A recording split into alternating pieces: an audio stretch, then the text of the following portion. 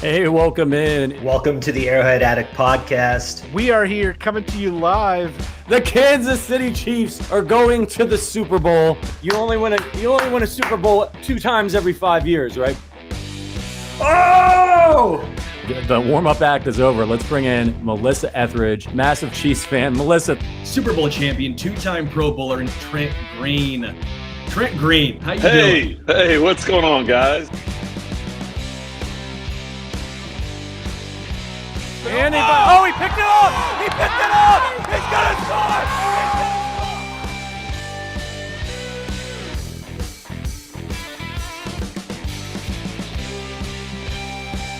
And we'll see you next week. But until then, as always, go Chiefs. Welcome. This is Wacky Wednesday here on the Arrowhead Addict channel. I'm Adam Best, as always, here with the golden voice of Sterling Holmes and our guy, producer Richard, doing his thing behind the scenes. You hanging in there after the Monday night debacle? I'm fine, man. I'm fine because it's Thanksgiving, and I'm thankful we are still living in the glory days of Chiefs football. I mean, imagine just, a decade ago, the Chiefs would have lost to the best team in the NFC by just 4 points. We would have been ecstatic, saying, look, we're right there. But things have changed a lot, and surprisingly, we have higher expectations when Mahomes is quarterback than when Brady Quinn was. But I'm excited. Thanksgiving weekend. Thanksgiving is 1 day away. I can't wait. That means sweet potato casserole is coming my way.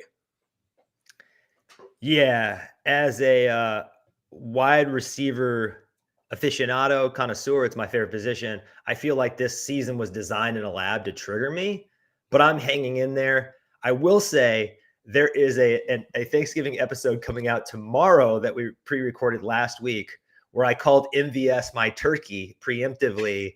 I've just been on this guy all season long.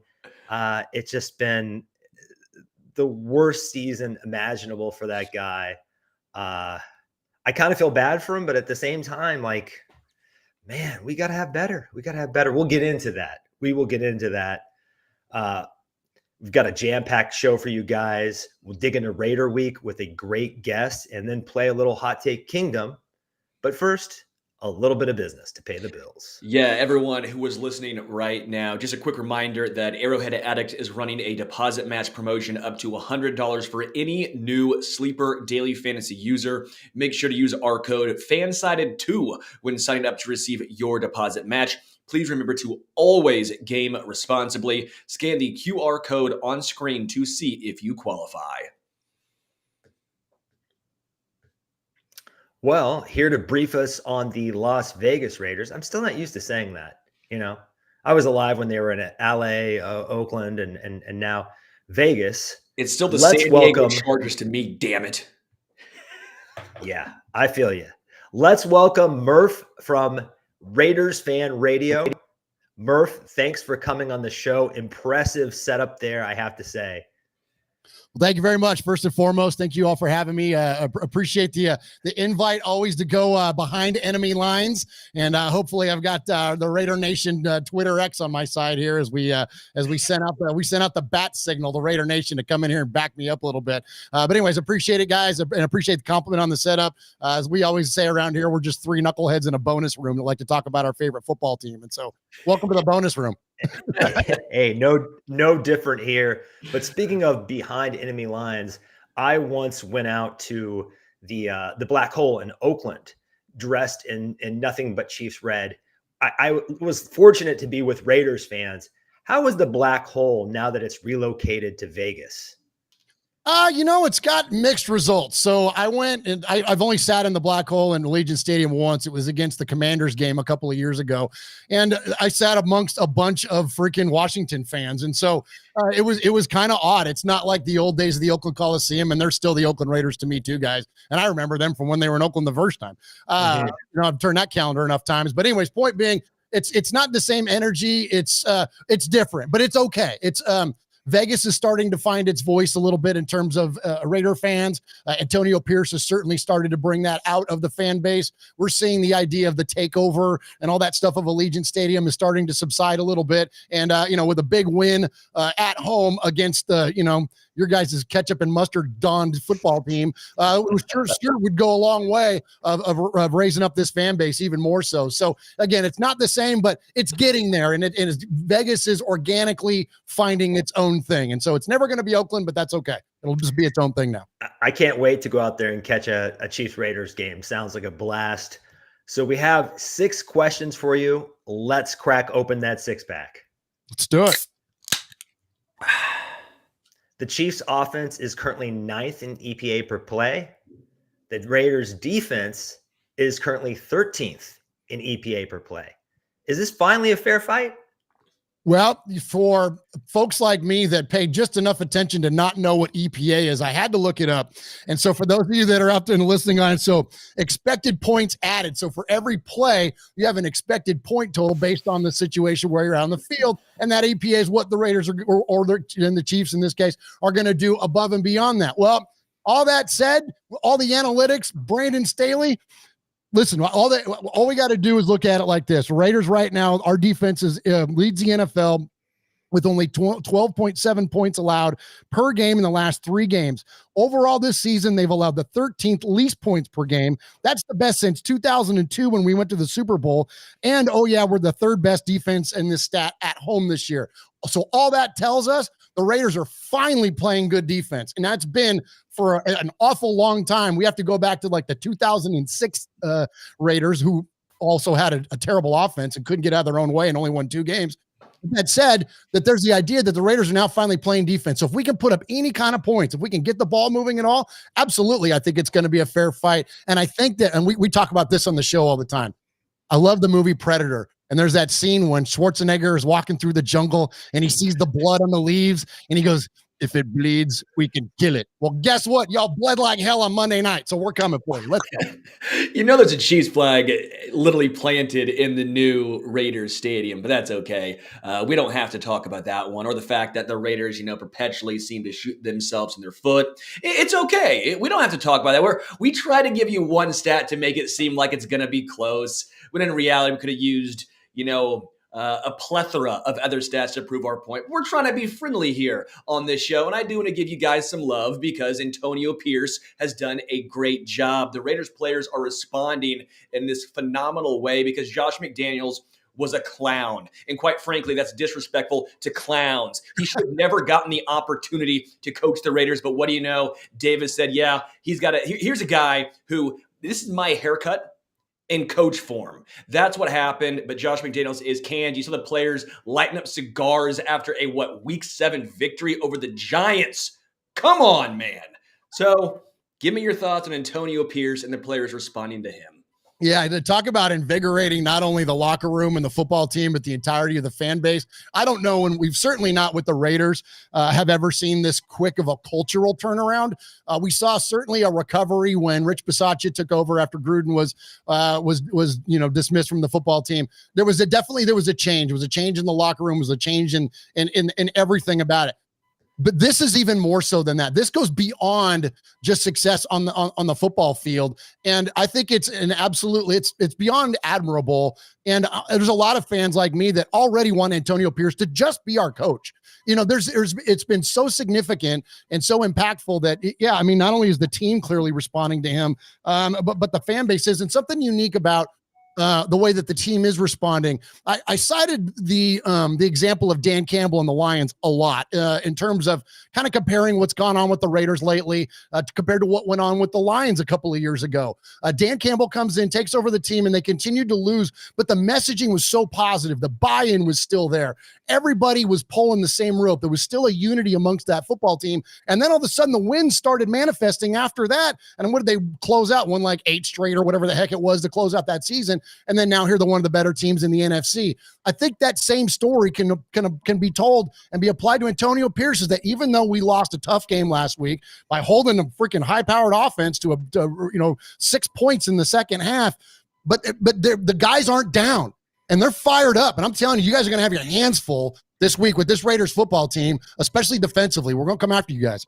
Were you shocked just that Rich Bisaccia was let go? Because I understand, he doesn't have the pedigree of, I guess Josh McDaniels' pedigree is what kind of bailing. That's what his pedigree has been in the past, being a me first kind of head coach, which is wild to say about a head coach.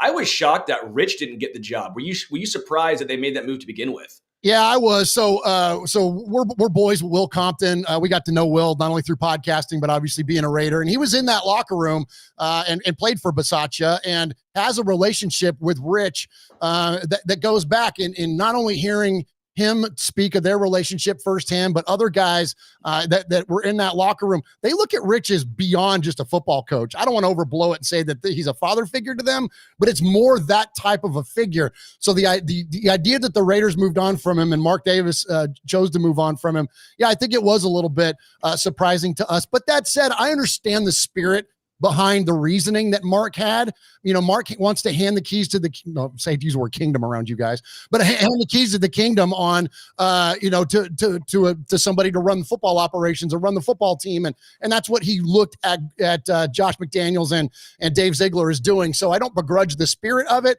but yeah, at the end of the day, it was a little bit of a miss. That said, now with bringing in Antonio Pierce, I mean, I don't think he's going to repeat that again. If we have any success with Antonio Pierce and you see this continued enthusiasm and buy-in and culture shift, and the Raiders, this is the first time the Raiders have felt like the Raiders in a while, guys. Like, you guys have rooted against us long enough. You know what it is. This Raider thing is kind of different. It's kind of unique. We're kind of misfits, and we should be. And we like that. And we like being the villains, and we like not being liked. And we don't want our players to be the darlings of the NFL and, be associated with pop stars and all that other kind of stuff. We don't like that stuff. Like, we want to be freaking gritty and gnarly and nasty. And you know what I mean? And so that's what it is to be a Raider. And it feels like we're getting back to that. The spirit of the Raiders is returning to the organization. It's all because of AP.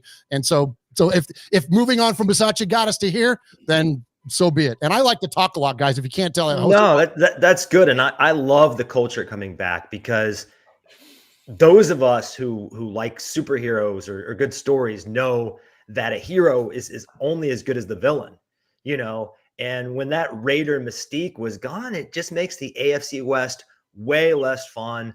I enjoy the silver and black being a heel to the Chiefs. It's a great rivalry. I want it to be more of an even one, believe it or not.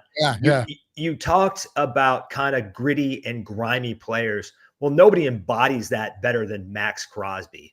And the amazing thing about Max Crosby this year is he's playing more snaps than anybody, but it hasn't hurt his efficiency because he's leading the league in pressures, and he is awesome versus the run as well. Do you think he can win Defensive Player of the Year?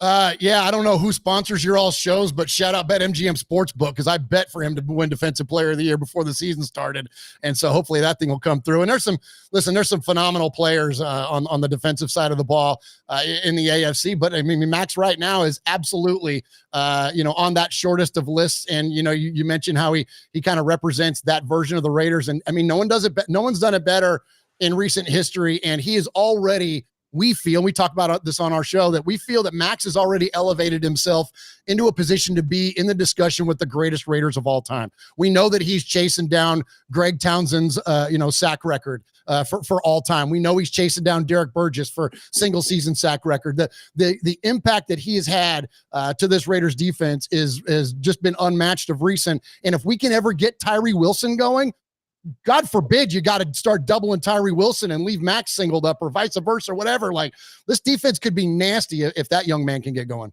Yeah, I will say you guys are very known for hitting on, first round defensive ends, right? Cleveland Farrell was obviously a very good one. I'm assuming Wilson's quarterback. No, man, Max Crosby's awesome. I hate the fact I like him, just not when he's playing Kansas City, because he seems to be a guy that gets into it with Patrick Mahomes. Devontae Adams is finally starting to find a groove with Aiden O'Connell, right? It's finally starting to come along. But for Kansas City, they've been phenomenal with L'Jarius Sneed going up against wide receiver ones. A.J. Brown, 8 yards. They locked up Tyreek Hill, Justin Jefferson before his injury. I mean, the Chiefs cornerbacks, and specifically L'Jarius Sneed, have been electric. What do you think this matchup is going to look like between Devontae and L'Jarius Sneed? Well, we think Devontae Adams is the best receiver in all of football. And if you ask Devontae Adams if you can still throw it to him when he's covered, the answer to that question is going to be yes. So, I'm curious that, this is maybe even a question back for you guys. Is Snead the kind of guy, and defensively, is that he the kind of guy that's going to follow Devontae around? Because Devontae's all over the field. He's been shadowing this year. He shadowed A.J. Brown this past week, and he's the most penalized corner in the league because he is feisty. He's big. He's physical. He's going to be up in Devontae's grill. So it's going to be a testy, fun matchup, I believe. So if that's the case, if he's in a position to where he's, you're never going to take Devontae Adams out of the game. The only person that's ever been able to do that is Josh McDaniels. But if you can find a way to, lock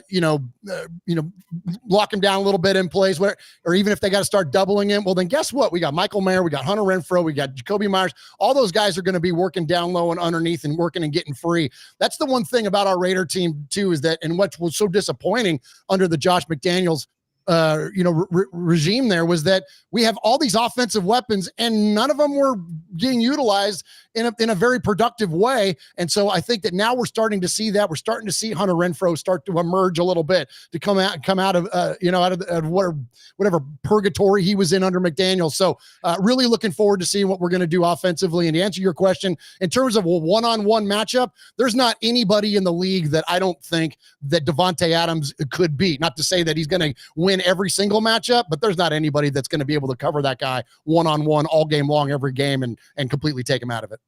Yeah, I think the Eagles did the same thing with A.J. Brown, 6 straight games going over 125 and then 1 catch for 8 yards. What it comes down to is L'Jarius Sneed is very physical, but again, Trent McDuffie is the other guy, the tandem to L'Jarius, which in my opinion makes it the best cornerback tandem in the entire NFL. He's ranked as, top 3 on PFF the last time I checked. He's forced 5 fumbles. He's really good, either blitzing the quarterback or dropping back into coverage. He can do a little bit of everything. I wonder if he will be a guy who, if you're going to use Hunter Renfrow in the slot, might be a little interesting matchup there.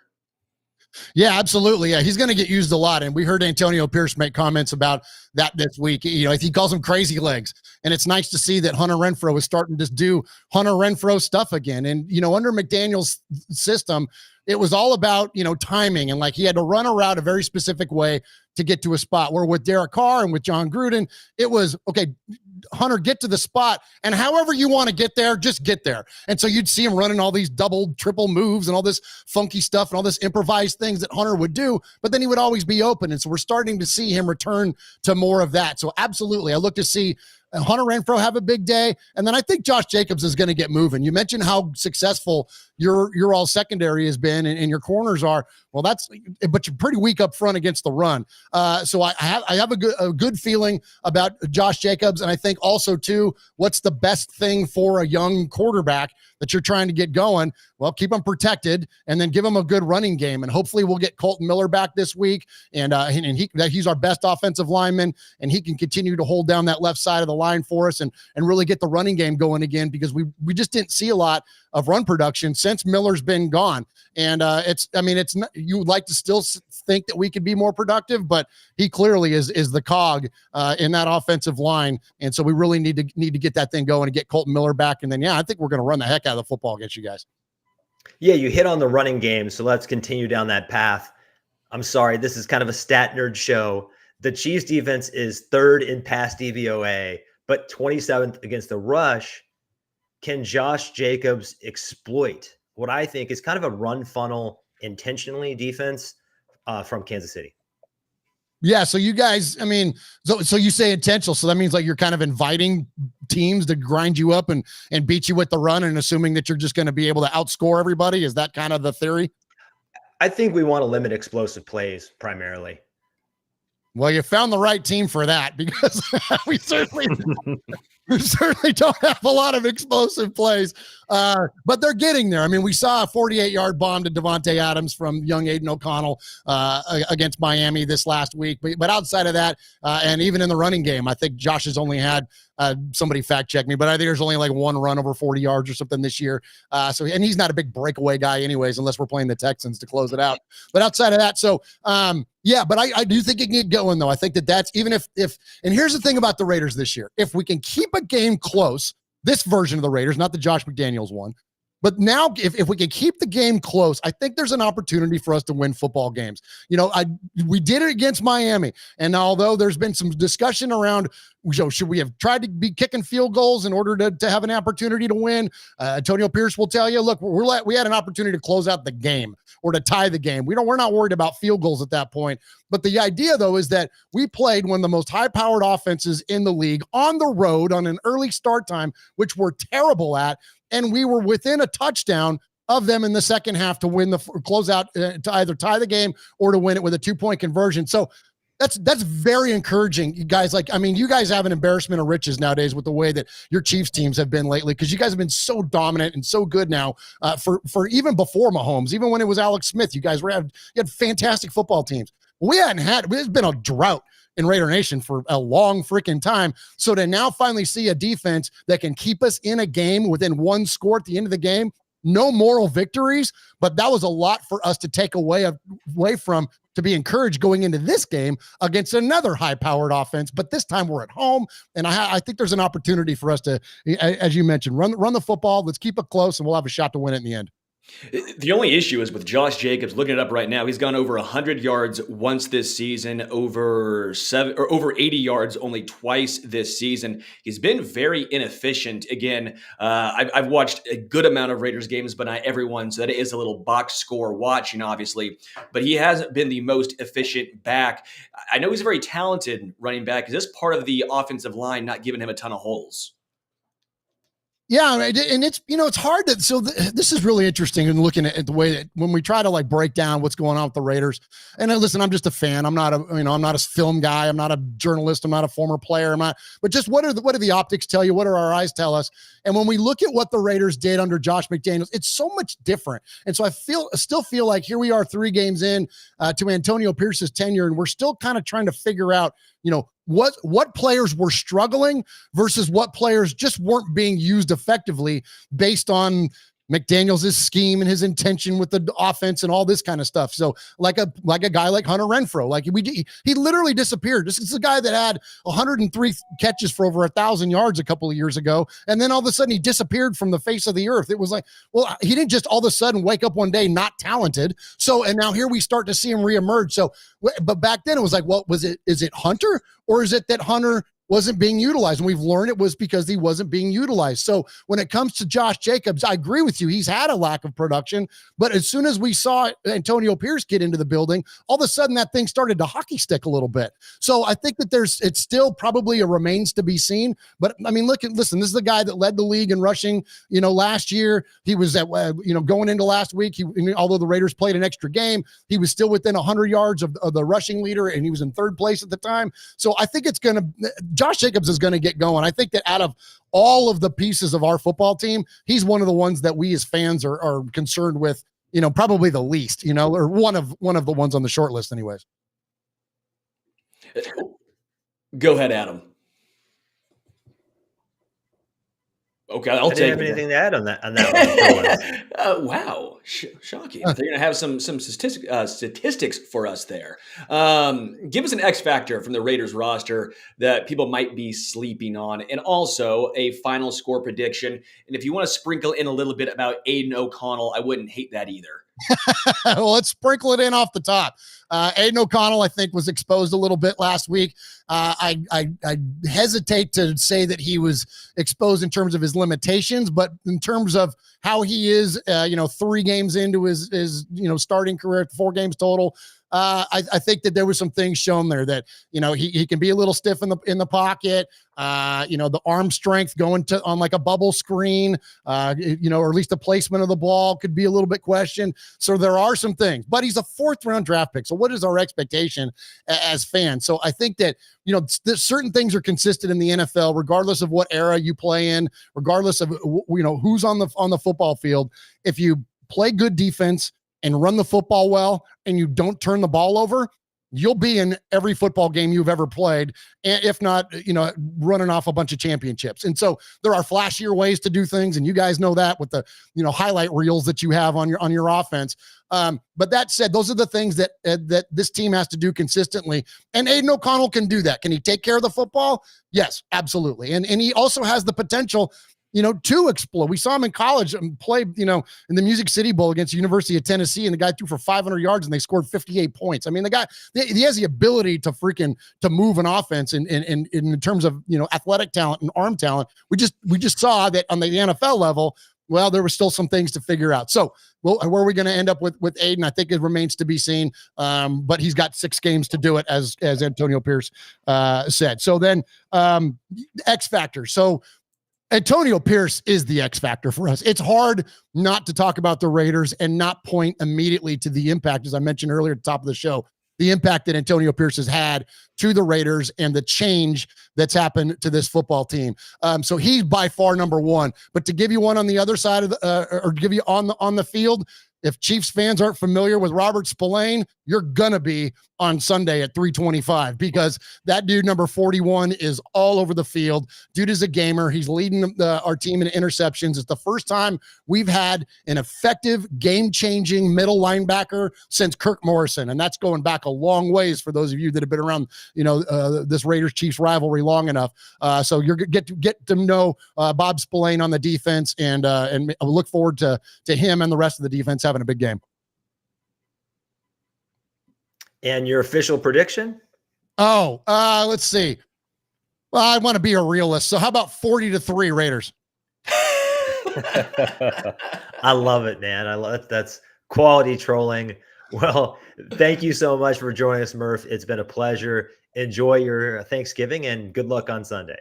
Thanks, guys. Happy Thanksgiving, everybody. Appreciate the invite, joining you guys here at Arrowhead Addict. Tell Patrick I said hi. Tell the boss I said hi. And but we appreciate you all very, very much, man. Take care. Have a good weekend. You too. Everyone be sure to check out Raiders Fan Radio podcast if you want to learn a little bit more about the silver and black this week. And we play them again later in the season. They do fantastic stuff over there, as you can probably tell. One thing here, just because I can't resist. What is the common denominator between the last firing the Detroit Lions had and this latest firing the Raiders had? It's another failed Patriot way experiment. When you don't have the aura of Bill Belichick and Tom Brady to enforce the Patriot way, these players, they do not want to be under your fucking thumb. They just hate it. They hate it. They resist it. It always crashes and burns every single time. It hasn't worked anywhere else. That's why when fans say the Chiefs should emulate it, I just go bonkers, and it's kind of like a hobby horse of mine. That was great, though, man. Murph was awesome. Really good time. I love the confident delusion. I love that. The 40-3, end of the day, when you have Aiden O'Connell as your quarterback, I just can't take it seriously. And again, the Raiders have played tough, and I actually agree with a lot of what he's saying as far as the wide receivers, the weapons for the Raiders should actually improve, because I don't think Josh McDaniels had any idea what he was doing. He always thinks he's the smartest guy in the room, and it turns out he has a 12 IQ. Like, he just thinks he's smart. He's not actually smart. They're playing hard for Antonio Pierce, and they're actually getting in the right spots. Again, Hunter Renfrow, as he mentioned, Jacoby Myers, Devontae Adams. The issue is that offensive line's not great. It's not great, because I do think Josh Jacobs is talented, but it's not great. So you're going to see Aiden O'Connell and Jacobs under a ton of pressure.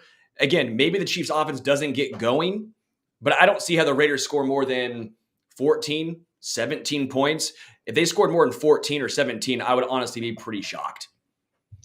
This is really going to chap your ass, but Jacoby Myers He cost about the same amount as MVS. I would love to have Jacoby Myers right now. That guy gets open and squeezes the football and is ultra reliable.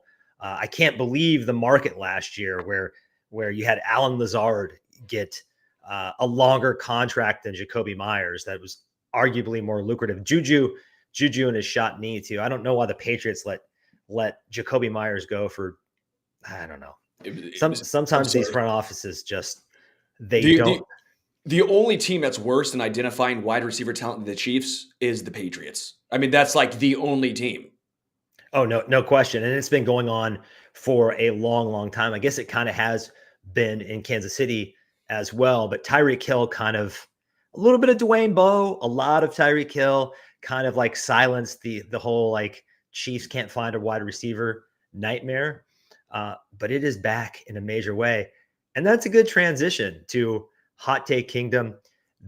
Okay, you got one thing. Before we get there, we have a super chat from TPT Chiefs Football Podcast. Thank you so much for the super chat. It says, happy Thanksgiving, boys, from TPT Podcast. But quick question. Is this team good enough to get to the AFC Championship? And why is ham better than turkey? Honey baked ham is better than turkey because honey baked ham is incredible, and you can't bleep it up. Turkey is like Josh Allen. It can compete with honey baked ham, but only when it's good. Because when it's dry and it's trying to do too much, it's atrocious. It's going to lose you the game. It's going to lose you that Thanksgiving dinner. Okay, ham is a great spiral, just like Patrick Mahomes. If you cook the turkey right, not only is it great on Thursday, it's great on Black Friday with a little bit of mayonnaise. It's great on Saturday with a little bit of cranberry sauce. You know, you can make sandwiches out of it. You're putting mayonnaise on your turkey? Yeah. How many dead bodies are in your basement, guy? Hey, mayonnaise is a great American staple. How dare you? Had to stand up for this one because I'm pretty fired up about this situation. This week's Hot Take Kingdom is the Chiefs were arrogant to go wide receiver by committee when wide receivers matter more than ever. Welcome to the kingdom.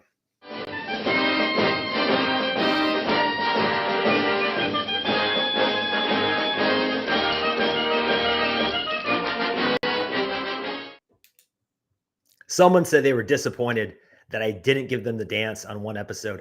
I think, in fairness to me, it was because I had COVID. So no like little shimmy there that week. But before we get into this, just a quick question for you. I just want to see where you're at with this. I kind of think the Chiefs might value wide receiver less than any team in the league. Do you agree with this? That they just philosophically do not view the position as a premium position the way the rest of the league does? Yes, I think I would have to agree with you. Is that Andy? Is that Brett? Is that a combination that's kind of combined throughout their travels and Philly and now in Kansas City? Is that just kind of where they are as a duo, like a brain trust? Yeah, because we know Andy has a lot of say, especially even in the draft, of who is going to be coming here to Kansas City. It's not just Brett Veach, right? If Andy was sitting here saying, I want George Pickens, again, just hypothetically speaking here, of course, they probably would have gotten George Pickens. But if Andy said, no, we don't want him at all, we don't want to even touch him, they're not going to touch him. He's been around long enough, he's decorated enough that him and Brett Veach have a very nice cohesion in regards to what's going to happen at certain positions, especially offensively and especially at wide receiver. So I think this is a little bit of a 50-50 with GM and Andy. You muted Just yourself. wanted to get your I was muted. Just wanted to get your input there before we kick this off. Because first of all, it's hard to figure out where Andy ends and Brett Veach starts because they have such a long running relationship. And then you throw in Matt Nagy, who was Brett Veach's quarterback in college, and they're all on the same page. So it's just an interesting thought experiment to think about. Will this be different when Andy leaves? Not that I'm pushing Andy out of the door or anything, but I do think that there's a little bit of, this is the way the West Coast offense works. This is how we did it in Philadelphia. It's always worked. It's even worked a little bit here. receiver is different than it used to be. Everyone used to seek Julio Jones, like that do-it-all alpha big receiver who could just do everything. That really doesn't exist outside of A.J. Brown and Justin Jefferson and a few other guys. You have Tutu Atwells running around now. You have Tank Dells running around. It's a more open game with RPOs and really smaller players everywhere all over in the field. And I just think, man, have we stopped to rethink where the game is at in 2023? It's not the same as 2003. And I know around that time he had Terrell Owens. So even in Philly, he did have a few guys that were alphas, or Deshaun Jackson was kind of the Tank Dell 1.0. But as we like to harp on in the show, 5 receivers in a career that spans decades that have had 1,000 yards. So if you look at things like wins above replacement, along with quite a few other metrics, there's a strong case that wide receivers, at least in the conversation, for the second most important position on the field. And I really think it does have a lot of merits. Now, maybe you say in Kansas City, you don't need an A.J. Brown to help make Jalen Hurts an MVP candidate. You don't need a Stephon Diggs to make Josh Allen an MVP candidate. You don't need what Tua needs, right? I could go on and on, but you're seeing that trend league-wide. However, look at the wide receivers in the last 3 Super Bowls. Even for the Chiefs, we had Tyreek Hill. We had Travis Kelce, who you could argue is like 90% receiver, 10% tight end. He's not even Dallas Goedert, who's a pretty good blocker. I'm not saying he's an adequate blocker. He can block in a pinch, but he's basically a glorified wide receiver. So we have Tyreek Hill, Mike Evans, Chris Godwin, Antonio Brown, Cooper Kupp, Odell Beckham, A.J. Brown, and Devonta Smith. I think that position has played as crucial of a role for teams making the Super Bowl as any position over the last 3 years. I think that's kind of where we're at. And I know what the Chiefs did last year, but I think we're seeing right now that was a Mahomes miracle. And you also have to give Juju Smith-Schuster some credit. He's super smart. He runs very reliable routes, and he's got great hands. Now, his knee might have imploded and he might be damaged goods, but he was excellent for us last year. And this isn't the NBA or Major League Baseball. An NFL season is a small sample size, tons of variance. And right now, I think last season looks a little lucky. I'm not saying the Chiefs can't win it again, but I think we can all agree that this is suboptimal, that this setup is suboptimal. A league-leading 26 drops for the Kansas City skill players. The Mahomes effect is limited. He can't throw the ball to himself and run and go catch it. So I think the plan coming into the season, we discussed this earlier, was Reed and Veach came up with what I would call similar to running back by committee, wide receiver by committee. You don't see any other team, any other coach be a super spreader like this. I mean, you don't have anyone really exceeding a 60% snap count right now. That's just unheard of across the league. And I know Andy Reid might be the best coach in the league, but he's kind of doing things differently than 31 other teams. And that has to raise your eyebrows a little bit. They're also money balling receiver. They're not spending a lot of money there, treating it like running back. And then you have, like I said, the weird snap counts. I don't think it's the place to save money. I mean, I want to get your thinking on this, but I think you save money at places like in this current game, running back, linebacker. I think we've spent too much at safety, to be completely honest. They are cheap at linebacker. They're very cheap at linebacker. They're very cheap at running back. The issue is, let's be real now, it's a lot of money at right tackle, and Joe Tooney's incredible, but it's a lot of money for a left guard. I'm not saying you don't give that contract, but you're going to have to, in the salary cap era, cut back somewhere. They went high priced at left guard and right tackle. They've gone cheap at linebacker and it's worked. They've gone cheap at running back and it's worked. But you were also right. They've actually gone really cheap at cornerback, and that has worked spectacularly. But you're right. They've spent some money at safety, some money, but 2 of their 3 guys that they play a ton are rookies. Yeah, I don't know that they needed to spend what they spent on Justin Reed. I get it with the Honey Badger. He really changed the culture of that locker room. And I don't think we would have turned into the Super Bowl winning team we were without that culture change, without him and Spags. And I think from a locker room presence, even Frank Clark.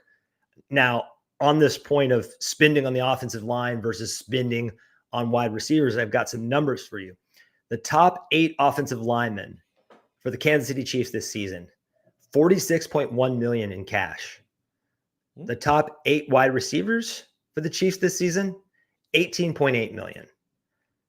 Now, I'm not even asking for that to be even, but that is quite the discrepancy. And I think when we think about protecting our franchise quarterback, because of what we went through in Super Bowl 55, we immediately think the key to that, the only key to that, all that matters is the offensive line to keep him upright. But Mahomes this season, his time to throw was 3.02 seconds. His career average is 2.82. He's holding onto the ball way longer. And that's not because his offensive line is like way better or anything like that. It's because guys cannot get open. He does not trust his weapons. That is why he's holding onto the ball. That is why he's scrambling more. And I think I would like the front office and Andy Reid to acknowledge, to recognize. I know they know this, but they're being stubborn. Protecting your quarterback is not just blocking for him. It is giving him trusted weapons so he doesn't have to hold on to the ball. I'm with you, man. I'm disagreeing with you, by the way. I don't think the Chiefs were arrogant. I think they actually had a game plan in place. And quite frankly, I agreed with the game plan. I still agree with the game plan. It's just not worked, right? I think you can have the right strategy and still have the wrong results, right? I think it's possible. And that's what I think we're seeing right here. The Chiefs thought, okay, well, how can we help Mahomes? We give him a great defense. This way he won't have to score 35 a game. We will spend money on the offensive line so he's not getting sacked. He's not currently under duress. So what can we do? Because Mahomes can typically elevate pass catchers. We've seen that in the past, but he can't elevate the defense. He's not playing defense. He can't elevate there. The issue is every single wide receiver has regressed. Outside of Rashee Rice, maybe Justin Watson, but I don't know if you want to really stick your eggs in the Justin Watson boat. MVS has regressed. That was their big money signing. That's 10 plus million per year at wide receiver. You mentioned it. That's Jacoby Myers. They tried. It just wasn't the right decision. They spent a second rounder. And I don't want to say McCole Hardman because that was kind of the previous regime, if you will. Same regime, but previous Mahomes version. 1.0. Yeah, the 1.0. Because he was there with Tyreek Hill. Okay, that's fine. But they spent a second round on Rashee and a second rounder on Sky. They thought, okay, Sky Moore is going to step up. He will fill in for Juju. Because Juju Smith-Schuster, I do think there was something to it with the knee, the injury. You look what he's doing in New England. He looks like a shell of himself, right? So they thought, okay, that's fine. We just won the Super Bowl with the only difference being Juju Smith-Schuster, who's no longer not a viable option. So we have another second rounder, Rashee Rice. These guys will improve, and Rashee's been fine. He's been pretty good. But Sky Moore's taken a step back. MVS is taking a step back, right? So at what point you're saying, okay, the game plan was correct. We just could not foresee all of these players taking massive steps back. That right there is the issue. And Kadarius Toney, let's be real. Kadarius Toney, I think they thought I don't believe him when they said wide receiver 1. Come on. They were trying to blow smoke up our asses right there. He's a solid player, very talented, but he's never once been a wide receiver 1 in the NFL. But you're telling me you're saving him for the playoffs because of the previous injury, but you're going to put him back on punt returns, and he's playing in 22 snaps as a wide receiver? Put him at wide receiver instead of punt returner. Right. Again, I think the game plan in the offseason was a fine one. I agree with what they did. It just has not planned out the way they thought it was going to. And guess what? That's okay. It's okay. Not every single thing you do is going to work out exactly like you think. The thought process is what I agree was the correct thought process. I just don't think it's worked out. And that's a different situation, a different talking point that we're going back and forth right now on. Yeah. I know you're not coming in the kingdom, but I just strongly disagree that it was the right strategy because I don't think these guys have regressed. I think they played over their head last year. I think Justin Watson MVS, even Sky Moore, McCole Hardman, definitely Juju Smith-Schuster. I think he played over his head. That was the best season. It looks like an aberration now if you look at what happened before and you look what happened after. And I just think Mahomes was walking on water out there, speaking in tongues last season. If you look at Justin Watson, and you mentioned putting our eggs in his basket. But Mahomes has always been that. Mahomes has always been the best quarterback. He's always been the best quarterback in the league overall over this era, but he can't be the most efficient quarterback every season. There is a little bit of fluctuation. There are different levels of Mahomes. There's God mode, there's demigod mode, there's, you know what I mean? Like, he's not playing quite as well as he was last season, this season. And that's so just let me make this point on Justin Watson. He's been treated like the wide receiver one. And this shows how flawed their plan was. If you judge by yards, he was Tampa Bay's wide receiver 6. Wide receiver 6 in 2020. Correct. There are 5 receivers on that roster that were better than him. And now he's getting 11 targets for the MVP. That's what we're sticking the MVP with. I believe it's malpractice. I know we all like a strong defense, but the thing about defense in this era is it is proven not to be a sticky year to year. There's no guarantee that this defense is going to be great next year or even good. But when you have Mahomes and you keep the cupboard stocked, he's always going to be dominant. I kind of wanted us to go the Golden State Warriors route and just blow everybody out of the water. That's obviously not what Brett Veach wanted to do. He went the opposite direction. I don't think that works in football personally. That's my 2 cents. I think the versatility can work as far if you're saying it that works as for far Tampa. I mean, to an extent, they still had a pretty salty defense too. Come on now. Don't get it twisted. Because there's only one football and you don't get as many possessions in football as you do in basketball. So in basketball, you're going to have a larger sample size over any given game. And by the way, any given season for it to actually plan out that way. I think football, you can't quite do it the same way. I do have to say, I love this ongoing joke, but for people that don't know, I love Nick Bolton. I know Jesus Perez is struggling to hit on Bolton, and look how he came out to be. Obviously, as a Mizzou alum, I love Nick Bolton. I love the pick. I love him. I hope he resigns here and plays his entire career in Kansas City. So for those of you that don't understand that inside Arrowhead Addict joke, come on. I have to explain that. Yeah, because people get mad when they think you're hating on Nick Bolton. He is such a fan favorite at this point. Okay, so we're on slightly different pages about how we arrived at this problem. But I think we both agree there's a problem and we're running out of time to fix it because these receivers, they don't fit well together. And we've made this point in the past. Correct. MVS and Watson, it's like Blue Steel and Latigra and Ferrari. It's the same thing, you know? It's not different. And they get the veteran deference because they know the playbook and they do the right things. But Dan Orlovsky, I don't know if you saw this. He pointed out that I think it was on Pat McAfee that on a post route where Mahomes wanted Justin Watson to turn that into a go route, to turn that into a 9, he didn't read it right.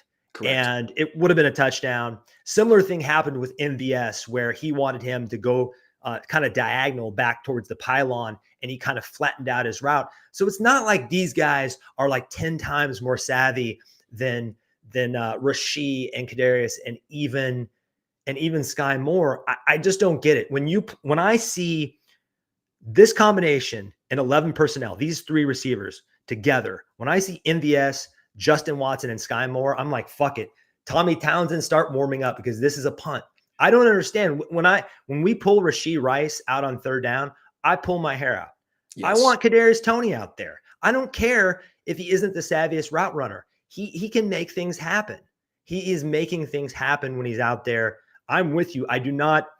What I would do is just have McCole Hardman return punts, have MVS and Justin Watson alternate at stretch X, and play Rasheed Rice and Kadarius Toney, because even if they do have their warts right now and they're not the most polished technicians, we know that they can make plays. They're the only 2 guys that are really making consistent plays, in my opinion. You're 100% correct, especially with how you would have them line up. I'm with you. Justin Watson and MVS are very similar style players. And by the way, if you're a veteran, you've been in the NFL this long, and you don't know what route to run, you don't know to come back to the football. I mean, we saw MVS earlier this year and Justin Watson on that 4th and 25.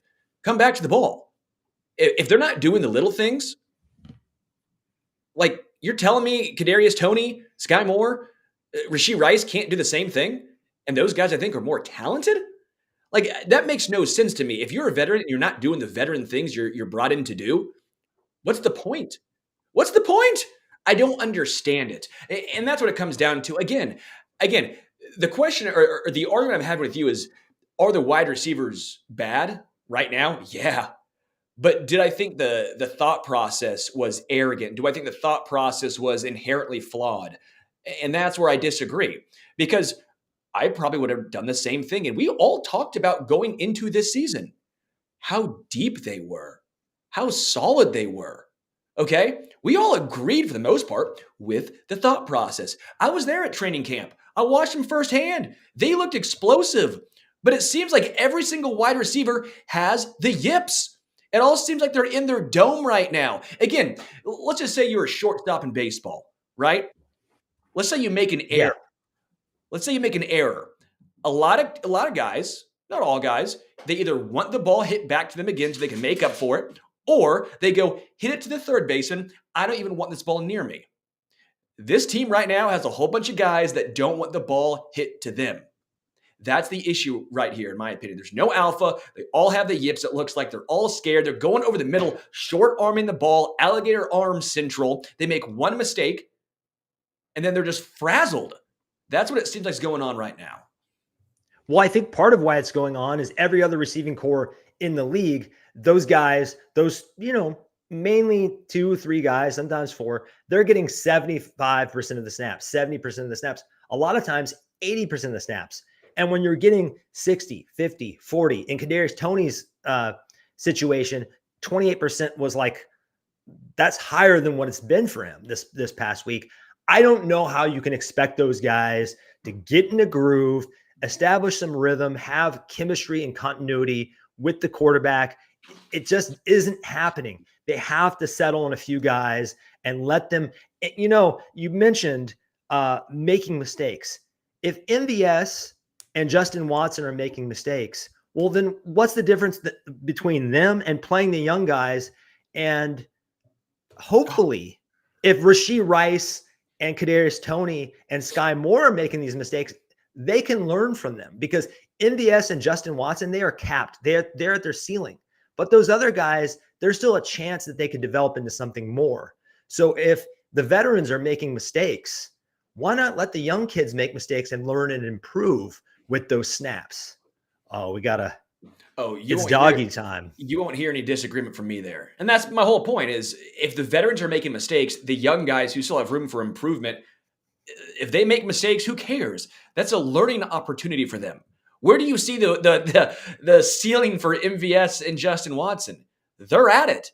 Even with Sky Moore, like I know people rip on him all the time, and we've had our fair share of shots at him, but let's be real now. He's a second-year player coming from a small school. He's a slot receiver who's being asked to play on the outside a ton. This is a huge difference for him. Again, I'm not saying he's without fault, but you're telling me right now who I'd rather see make a mistake, Sky Moore or MVS? Give me Sky.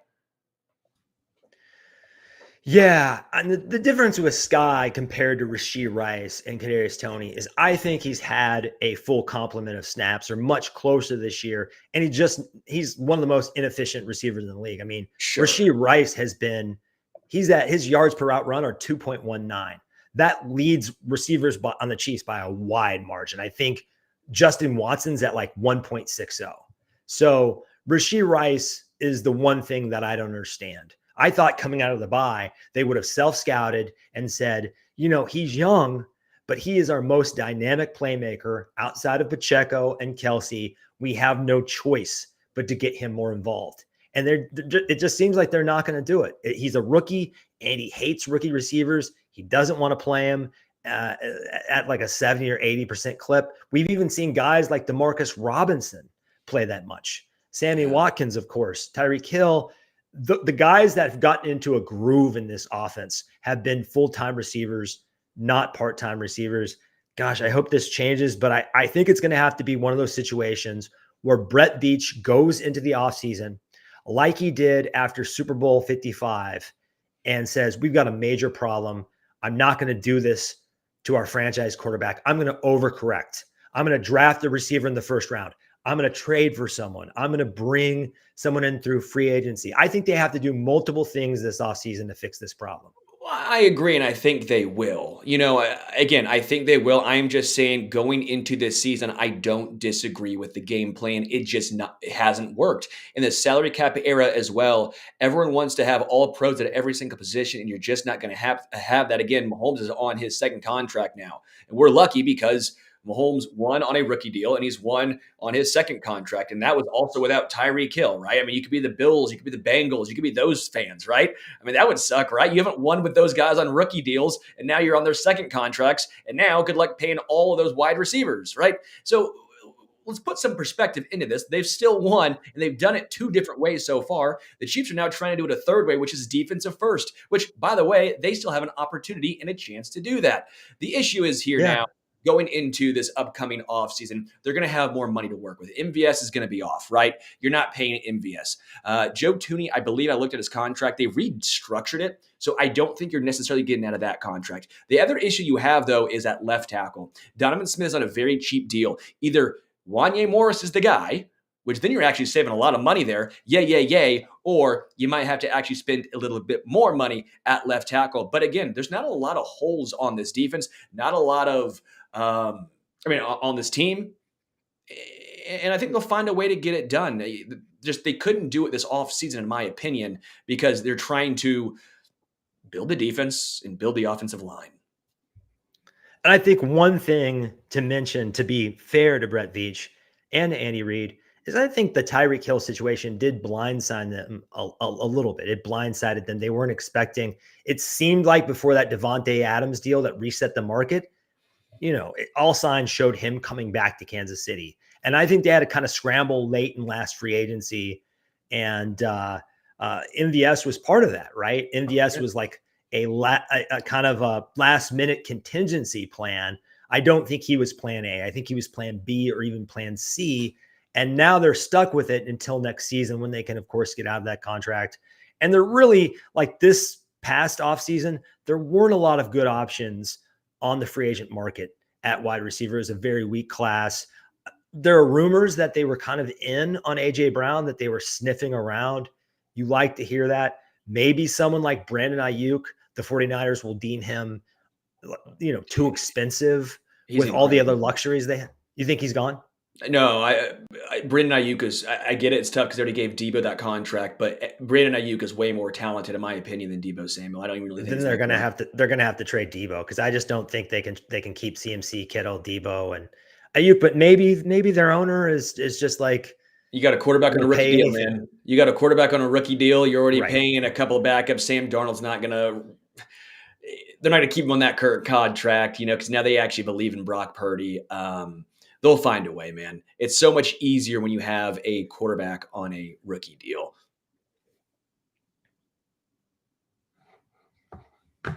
All right, I think Adam may have froze just a little bit there. But again, the offseason free agents for Kansas City, the wide receiver market, for everyone wanting to go out and get a big name, it would have had to been by trade. When you look at the wide receivers who were free agents, you had DeAndre Hopkins, who has been pretty good, but I think we get enamored by 3 games instead of the full totality of the season. You look at Juju Smith-Schuster. He was actually the leading free agent receiver in yards with 933. You had Alan Lazard and Jacoby Myers.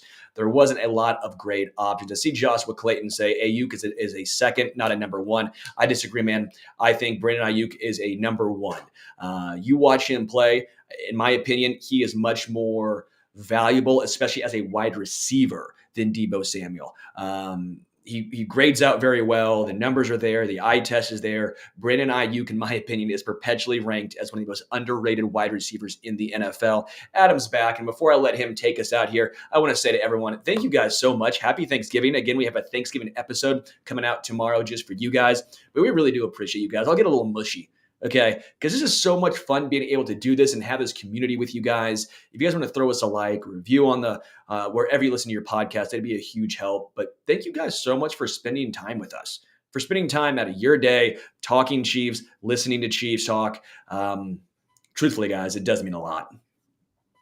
Yeah, and sorry for that. I don't know why I never have internet connectivity problems, but it must be something with Thanksgiving.